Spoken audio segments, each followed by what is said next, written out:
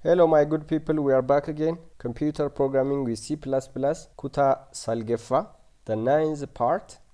It is about C++ operators. Why operatory as of natural operators? What are operators? So I'm taking these things very seriously. Why baay'ee wantoota minor ta'an kana detailii gadi fageesseen haasaa jira waan ta'eefi because I believe very detailed thing matters as C++ keessatti. Wanta xixiqqaa kana sirriitti baruu barbaachisa jechuudha. Erga barreetii walitti combine goonee koodii barreessinaa jechuudha. Kanaaf chaanalii kanaaf haaraa yoo taatan subscribe gochuun maatii ta'a. Playlist C++ kana save godhadha so that you can have it later. Kutaalee darban immoo dudduuba deebaa check godha yoo na wajjin hin turre ta'e. Well, gara kilaasii irratti gaafa deebinu it is about C++ operator basically. So before talking about the C++ operators, tokolama jenna expressions. What are expressions? Expression is basically a combination of operator, and akkasumas operands kan jennu it could be number, or you can say constant jechuu dandeessu. Constant or variable ta'uu danda'a jechuudha. Okay, operatoroonni keenya itti adeemna hedduudha waan ta'aniif asitti list gochuun barbaachisu. So fakkeenyaaf int x equal to I can say 4 plus 5, which is basically 9. So asirratti maaltu jira? This is an assignment operator. Ishee walqixa kun assignment operator jedhamti. Kun amma expression idha jechuudha. This is an expression of two constant number. Constant literally afurii fi shan walitti da'uu jechuudha. Yookaan immoo I can say something like x equal to 5 and I will use this later int y equal to x plus 4. Yoon akkas jedhe kun amma expressioni maal of keessaa qabudha jechuudha. Variable and constant jechuudha. Variable and constant of keessaa qaba jechuudha. Kuni constant literal jedhama. Direct value waan taateefi yookaan memory address tuun taane direct value waan taateefi constant literal jenna jechuudha ishee kana immoo variable jenna jechuudha. Kanaaf expressionin kuni combination of operator and two operands from the left and the right. Kun immoo operatorii amma nuti ilaaluu deemnudha jechuudha. Expressionin kana fakkaata. Walitti walli kun maal jedhamu jechuudha. Kuni statement 1, statement 2 jedhama. So I've been talking about this statement lately. Statement in C++ keessatti end with semicolon jenneerra jechuudha. Statement in valid ta'e akkasitti dhumtisaa semicolon qabaa jechuudha. So statement in kun expression fi assignment operator of qaba jechuudha. This is all about expression in C++. Operatoring gosa hedduutu jira. Inni jalqaba basically assignment operator jedhama. Assign gochumte assignment operator. Assignment operatoring kuniga itti fayyadamaa jirra hanga yoonaatti maqaa reefuu gaafa laannuuf haaraasinitti ta'uu danda'a garuu waan salphaadha. On akkas jedhe int x equal to 5 jechuun this is an assignment operator. Of course it is a declaration and initialization yookaan immoo int y jedhe asitti y equal to x jechuun nan danda'a. So maalti jiras keessatti assignment hojjechaa irraa jiru. We are assigning the value of something to something. So assignment operator keessatti the left operand cause to have the value of the right one. Okay, inni gara bitaa kuni gatii isa gara mirgaa fudhataa jechuudha gaafa assign goonu akkasitti walqixa jennee gaafa assign goonu jechuudha. Okay, assignment operatoring kana fakkaataa jechuudha. Simple assignment operator. We can take this further. Kana babal'isnee ilaaluudhaaf assignment operatorii kana yeroo operatorii kana wajjin wantoota garaagaraa fayyadamu. Okay, kana fakkeenyaaf I can say y equal to x plus 5 jedhaan ture 4 kun amma kunis assignment operator dha la kunis assignment operator dha expression and assignment operator. This is the last one. Kanafi the left value is supposed to have the value of the left the right jedhama jechuudha. Okay, kun output isaa meeqa ta'a jechuudha? 5 fi 4 ta'a jechuudha. Akkasitiin 5 fi 4 ta'a jechuudha. Alright, kuni fakkeenyaaf ofirratti gaafa add goon immoo expressionii kana babal'isuudhaaf operatorii kana babal'isnee ilaaluudhaaf, for example we can say x equal to x plus 4 jechuu dandeenya. Kun hiikti isaa maal jechuudha? Isheen gara mirgaa jirtu kuni xin ishee original dha jechuudha. You see this? X equal to x plus 4 jechuun asitti 5 bakka buusne asitti 9 ta'a jechuudha. If I say see out x, asitti yoon see out x jedhe basically xin keenya 9 taate jechuudha. Sababni isaasi okay, I'm sorry, xin keenya 9 ta'uu malte jechuudha. Nice.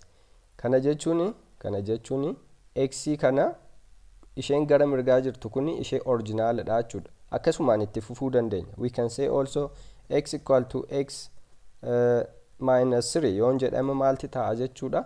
Maalti ta'a jechuudha.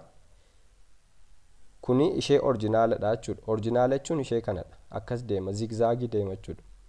Gaafas dhufu xin isheen kun ishee original dha 5 jechuudha. Gaafatis assign taatu 9 taate assign taate jechuudha. Now x is equal to 9 jenna jechuudha. Asitti immoo gaafa laallu 9 bakka kana galchina jechuudha. 9 bakka kana galchine gaafa hojjennu 9 minus 3 meeqa jechuudha, which was 6 ta'a jechuudha. Gaafa sitti dhufnu 6 xin keenya 6 taate jechuudha. Compile and run. The value of x is going to be 6. Okay, kana short form dhaan represent gochuu dandeenya yeroo baay'ee. Well, kun beekamaadha. So I can say x plus 4 jechuu nan danda'a. X plus equal to 4. Kun maal wajjin wal fakkaata? X equal to x plus 4 jechuudha. Argitanii hiikti kana yeroo asini symboli arithmetic operator as keenye equal gaafa goonu, okay, warra gama kana jirani arithmetic operator kamuu fayyadamuu ni dandeessu, like plus, minus, division, multiplication and percentage. Warreen kana fayyadamuu dandeessu jechuudha gara bitaa kanatti.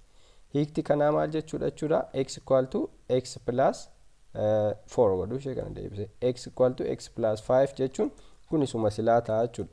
9 wajjin wal qixa ta'a jechuudha. Alright, hiikti kana fakkaata. See out goonee yoo ilaaluu barbaanne we can say x. Okay, 9 kana baay'een jaalladha short form kana personally baay'ee natti tole. For example I can say y equal to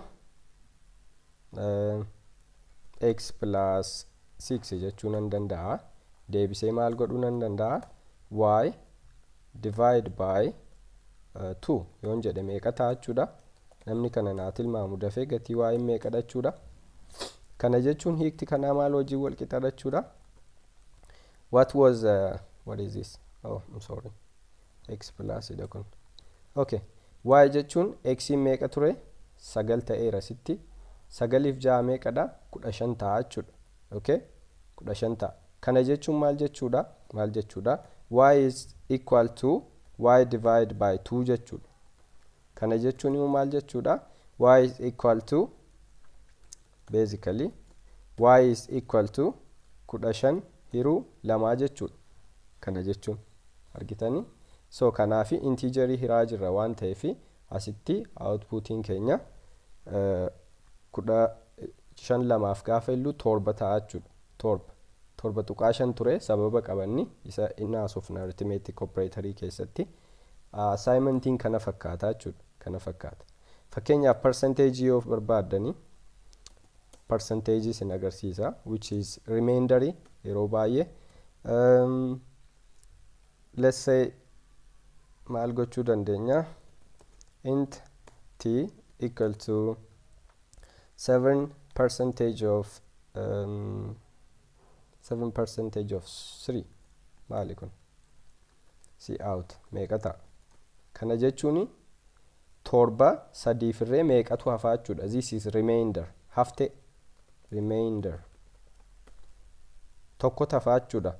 torba sadii firree tokko tafaa jechuudha. T jechuun outputiin ishee macarashaa irratti tokko taate jechuudha. Okay, asitti tokko argannaa jechuudha. Akkatti remainderii barbaaduu dandeenya. Yookaan immoo what you can do, you can say asitti torba goone what you can do, you can say t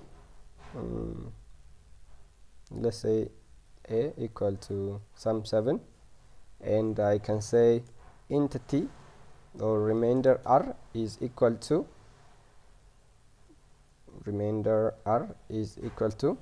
a percentage of 2 yoo jettanii wal fakkaataadha wanti kun r yoo display gootan. Okay, maal jechuu barbaadeni, you can use this remainder as well. Okay, kanuma irra deebisee gatii a kana modify gochuu barbaadde fakkeenyaaf is equal to percentage of 2 yoo jedhe kana jechuun maal jechuudha, a is equal to a percentage of 2 jechuudha. Okay, deebee ma jijjiirame gatiin a amma see out yoo jedhe a keenya tokko taate jechuudha. Alright, kun maal jedhama, assignment operator jenna jechuudha. Kana assignment operators jenna. Let's comment this and move forward. Inni kaan immoo arithmetic operator. Arithmetic operators jenna. Arithmetic operators basically warra kanadha. Warreen kana fayyadamuun jechuudha kana.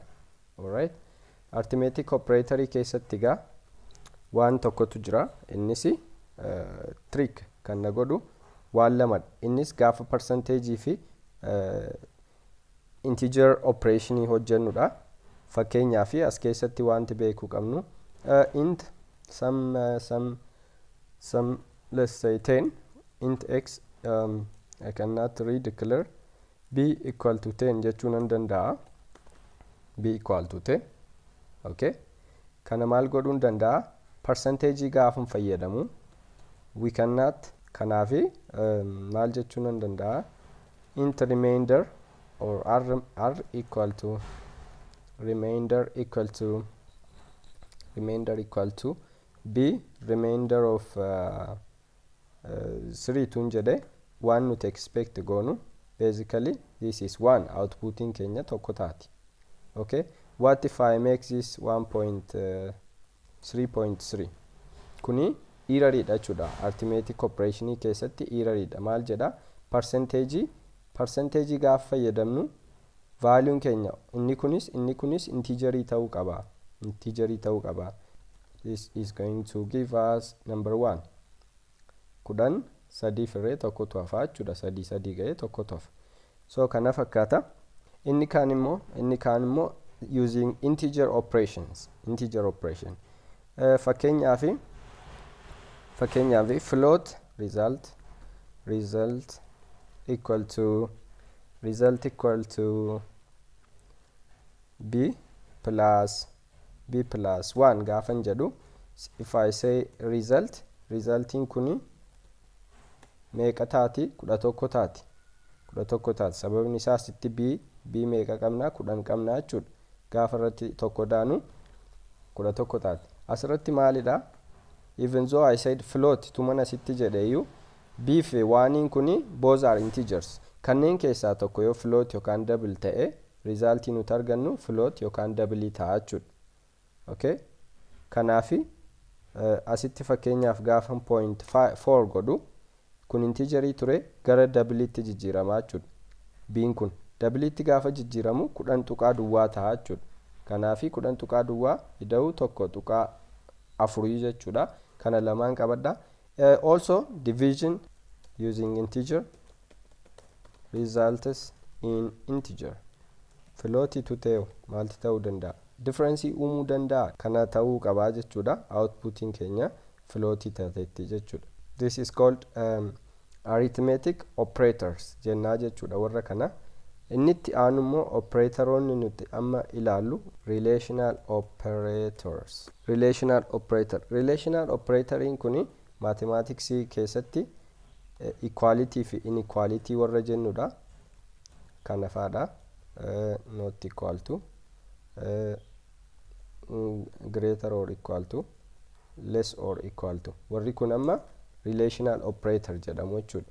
Evaluate kan godhani operandi lama gidduu seenaniiti compare godhu jechuudha. Okay, compare godhu.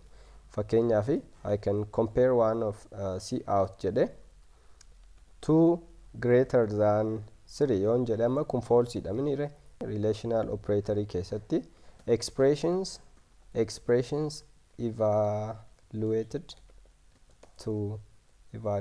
to 0 or 1, which is true or false jechuudha. Okay, kana fakkaata akkasittiin evaluate. Kanaaf resultiin nuti amma asirratti argannu 0 taate jechuudha. Sababni isaas 2 3 ol miti jechuudha. Okay, maal jedha? See out. Okay, sorry.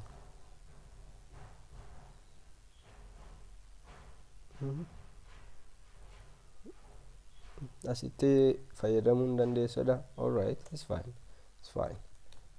Int x equal to 2, int y equal to 3.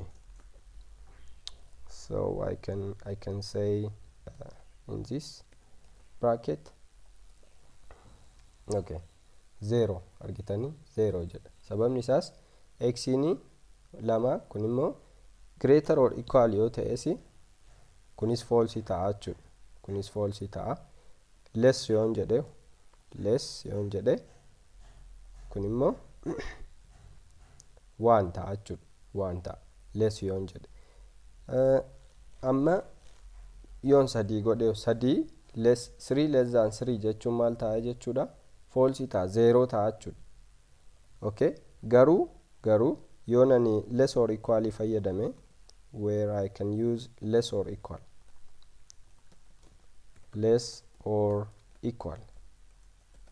as keessatti waan lamatti jira. Yoo less miti ta'e equal ta'uu danda'a jechuudha. Optionii kana lamaan fayyadamna jechuudha. If it is not less, it might be equal jechuudha. Asitti gaafan akkas godhu x is less than y, false ta'a, 0 jechuudha. Gaafa equal godhu immoo 3 equal to 3. Relational operatorin kana fakkaata. Fakkeenyaaf isheen kuni not equal jechuudha. Is not equal to y akkasitti dubbisuu dandeessu. X is not equal to y jettanii dubbisuu dandeessu ishee kana. Gaafa exclamation mark kana fayyadamtanii x is not equal to y jettu jechuudha. Kana gaafa compile run gootanii 0 ta'a jechuudha. Sababni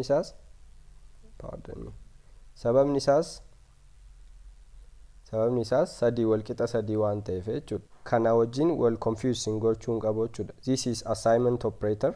Assignment ida.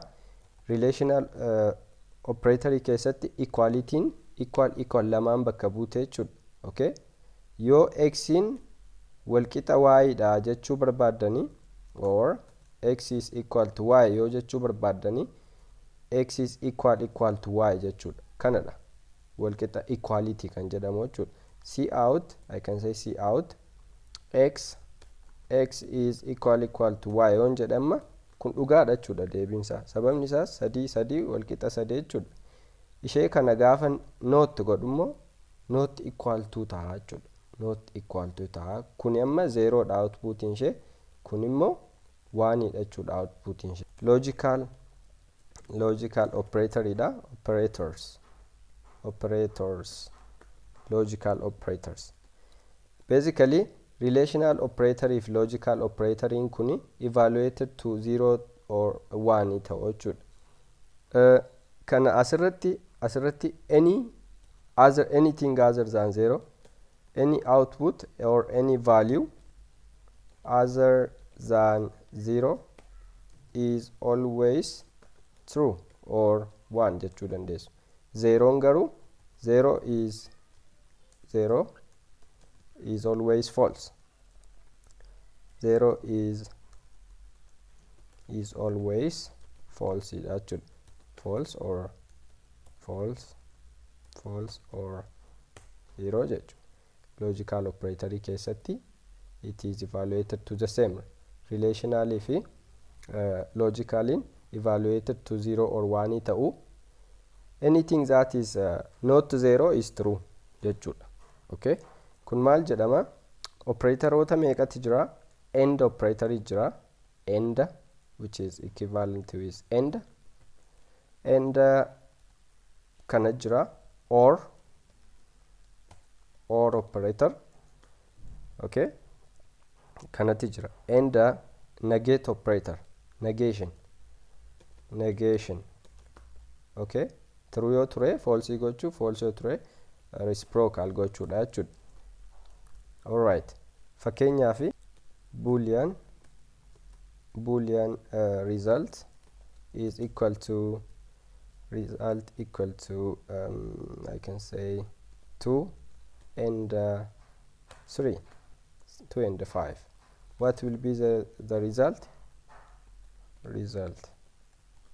Okay, compile and run. 1 jedha argitanii 1 jedha. Kanaafi as keessatti maalti jira? Endeen kuni ampestrandi lama gaafa fayyadamnu logical operator taate jechuudha. Logical operators.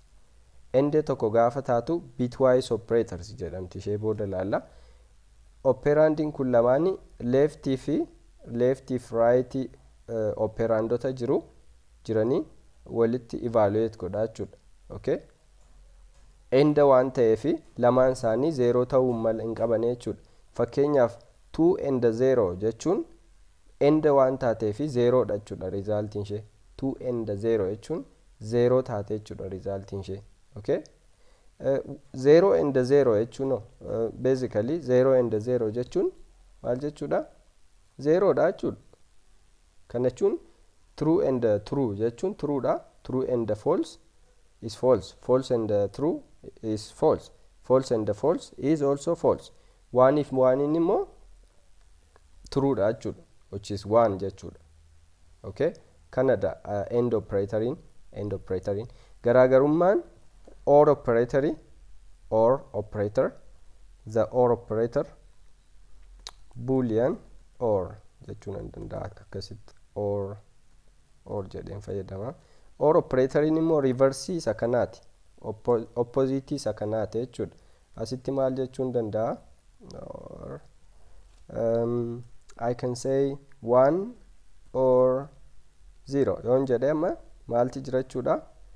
True or false jechuudha. Kana keessaati isa true ta'eeti fudhatama jechuudha. Okay, conditionii waan ta'eefi yoo waanii ta'e true dha, yoo kana achi 0 dha jechuudha, which is false jechuudha. Amma outputiin keenya waanii ta'uu qabda jechuudha. 1. Kana maal sinin jedheera generally any value other than 0 is always true sinin jedheera. 0 is always false sinin jedheera. Kana lakkoofsa 4 goones, lakkoofsa 100 goones, negative 5 goones tokkumadha. Okay, wanti guddaan garuu 0 or 0 basically false dha yeroo hundumaayyuu. Sababni isaa gara mirgaas gara bitaas 0 jira waan ta'eef jechuudha. Okay, any number minus 5 tun godheeyyuu this is going to be evaluated to true, which is 1. Okay, kun endeedhaafis sirriimadha. Ende yoo goones kuni ende yoo jennes basically left and right in 1 ta'eef 1 ta'a jechuudha. Left and right in true 1 ta'eef kuni maal jedhama? This or operator jedhama jechuudha. Inni kan negationidha. Negate ishee kana negating value jijjiirte jechuudha. Fakkeenyaaf see out asumatti akkasinitti mul'atuu fi 2 is equal to 2 jechuun maal jechuudha? Kun true dha minire. This is going to give us 1. Negation jechuun immoo revert gochuudha jechuudha. Asitti gaafa alatti itti dabalu isheen kuni don't confuse kana wajjin not equally kana wajjin wal bira hin qabina. Not equally as keessatti barroofte akkattiin kun amma false ta'a resultiin keenya. negationiin immoo alattidha jechuudha. Kun operationii kana lamaanii fi negationiin kun walitti hojjette jechuudha. Amma resultiin keenya 0 taate jechuudha. Okay, which is false jechuudha. Negate goone hin galagalchine value isa ture. Yoon akkas godhe amma true tuun jedhe asitti outputiin ko maal ta'a jechuudha. False ta'a 0 jechuudha. False yoon jedhe amma fakkeenyaaf kun falsiin kun false utuu kun hin jirtu ta'e 0 ta'ee ba'a. Amma garuu erga kun itti dabalamteeti negate ta'e 1 ta'a jechuudha. Negation jedhamte jechuudha mathematicsii keessatti. Negation. Kana fakkaata relational operatoriin inni kaan immoo increment and decrement operators jedhu. Hirrisuu fi ida'uu jechuudha. Warreen kuni baay'ee interesting idha basically. Let's just say int a equal to 12 jenna. Let's see the increment. Incrementii tuulaalle. Increment jechuun maal jechuudha ingilifni ishee ol dabaluu jechuudha. Ol itti dabaluu jechuudha. Decrement. Okay. Incrementii keenya akkasitti olaaluu barbaanne waan lamatti jiru. I can say a plus plus operator jira. A plus plus jechuun this is equivalent with a equal to plus 1 jechuudha. Tokko irratti da'uu jechuudha. Yookaan ammoo a equal to a plus 1 jechuudha. Kun wal qixadha jechuudha kana wajjin. Okay? Isheen kun. Kana output ishee barbaaddanii 13 argattu jechuudha. Tokko irratti da'e. Kana fakkaata. Waan lamatti jira. Innis pre-incrementii fi inni kun amma post-incrementiidha. Post-increment. Kuni erga resultiin kun dhufe kun itti ida'ame jechuudha. Okay? Kun itti ida'ame. Pre-increment jechuun immoo pre-incrementiin kuni plus plus a jechuudha. Plus plus a. Bakka itti garaagarummaa uumuu qaba. Gara fuulduraatti gaafa control statement ilaallu ni argina. Asirratti amma outputiin keenya ammaaf wal fakkaataadha. Outputiin keenya 14 ta'a jechuudha. 14 ta'a. Okay, now this is pre-increment and this is post-increment. Post jechuun dudduubaa waan dhufteefi pre jechuun fuulduraa waan dhufteefi jechuudha. Decrementii keessattis akkasumadha. B equal to 8 hojjenne. Decrementiinis akkasumadha. Post decrement jechuu dandeessu. B minus minus. This is also equal to with B minus equal to 1 jechuudha. Done. Okay. Kun maal jedhamti? Post decrement. Okay. Post decrement. Yoo asitti pre-decrement jechuun immoo dursanii minus b gochuudha jechuudha. Akkasiin minus b. Outputiin keenya meeqa ta'a? Asitti kana wajjin gaafa ta'u 7 ta'e deebinee gaafa dursine amma irraa hir'isnu pre-incrementii 6 ta'a jechuudha outputiin keenya. This is called increment and decrement operator jechuudha. Kutaan irraa kana fakkaata. Thank you.